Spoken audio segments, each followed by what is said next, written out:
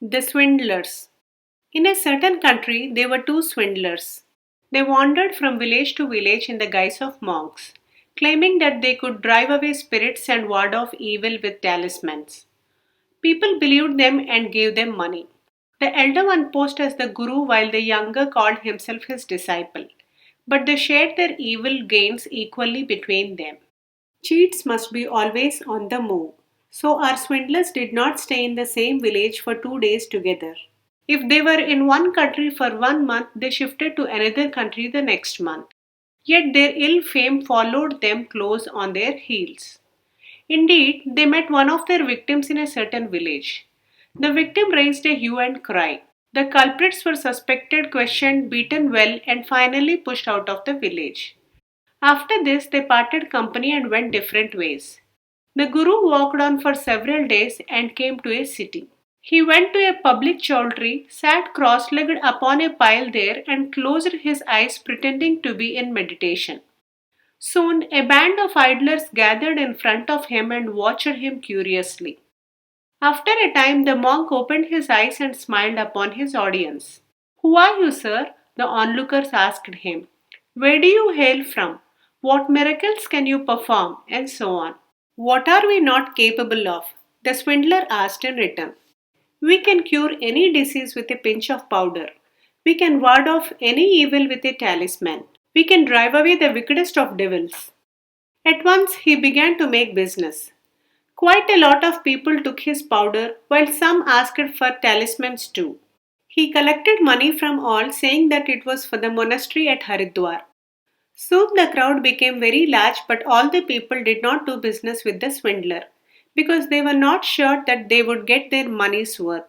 At that moment, the disciple arrived on the spot. Seeing the Guru, he ground his teeth in rage and said, "You are here again? You cheat." Then he turned to the crowd and shouted, "Good people, don't believe this man. He is a big fraud. Until recently, I pretended to be his disciple and assisted him in his swindles. I am done with him forever. I pray you not to be fooled by him." Most of the people believed the disciple. "How surprising! What a rogue! We were nearly taken in," they said.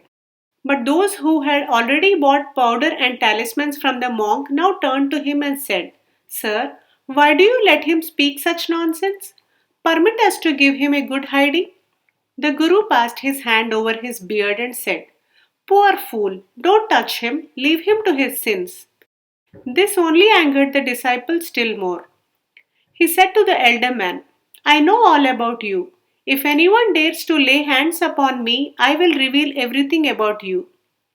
People began to feel that the newcomer had truth on his side. Perhaps the first one was a swindler. While suspicion invaded their minds, the accused monk stood up and exclaimed, "You fool, you go too far. You hope to deceive these people with your empty words? But you do not realize that there is one who can reveal the truth better than you. Listen, if I am a swindler, may this roof fall over my head, and if you are lying, you will suffer the consequences." So saying, he took some water out of the bowl and threw it at the disciple.